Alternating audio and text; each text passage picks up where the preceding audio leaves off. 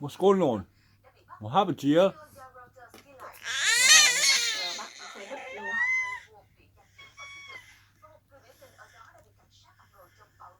What's happened?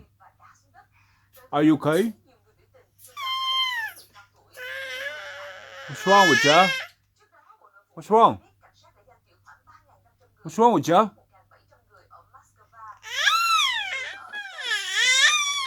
Oh, are you talking to me?